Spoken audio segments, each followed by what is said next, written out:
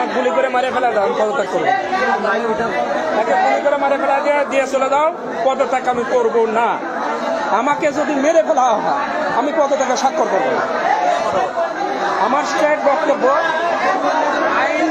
আইনগতভাবে ব্যবস্থা নেবে। আইনের যদি আমি চাচ্ছি যে এই সংক্রান্ত যারা যে মন্তব্য করছে, আমার টিচারদের মধ্যে থেকে 5 জন টিচারের জাল সনদ আছে। এই সনদের ব্যাপারে যখন আমি অভিযোগ করি তখন থেকে আমার পিছনে এই জিনিসগুলো ইন্ধন জোগাতে থাকে। আমাকে ডাইরেক্ট হুমকি দেওয়া হয়, এখনো নাম্বারগুলো দেখাবো, র্যাব সাজায় হুমকি দেয় যে আপনি এদের বিরুদ্ধে যাবেন না, র্যাবের নাম্বার দেবো আপনারা কথা বলেন, আপনারা দুদকের নাম্বার দেব কথা বলেন।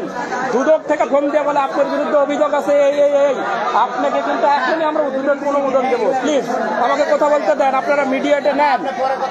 আমি কোথায় বিশৃঙ্খলা তৈরি করেন না স্যার, এখানে আপনি সম্মানিত লোক, আপনি সম্মান দিয়ে কথা বলছেন। আপনি যদি পদত্যাগ না করেন তাহলে আপনি এখন বাসায় যান, এই পেপার ভিতরে থেকে আপনি বাসায় যান।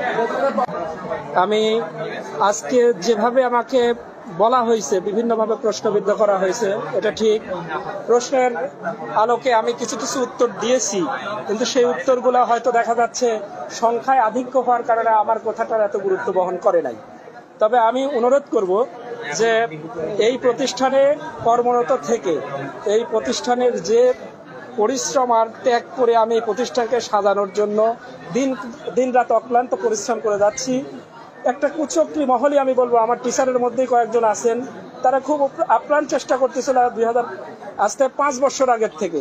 আমি প্রতিবাদেও লিখেছি যে তারা যে কোনো মূল্যে আমাকে সরাতে পারলে তাদের অনেকগুলা কাজের ওরা স্বীকৃতি পাবে, হয়তো আমি চেয়ারে থাকবো না, তাকে দিয়ে করাবে, এবং পূর্বে সেটাও ঘটছে।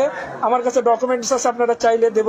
ব্যক্তিগতভাবে এত বড় একটা কাজ আমার প্রতি চাপাবেন না, আমার একটা পরিবার আছে, আমার একটা সম্মান আছে, এটা প্রমাণ হলে অটো দেখবেন যে আইনগতভাবে আমি থাকবো।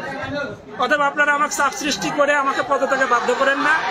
আপনারা আইনগতভাবে, যদি আমি সত্যি অপরাধী হই, আমি নিজেই চলে যাচ্ছি তো আইনগতভাবে।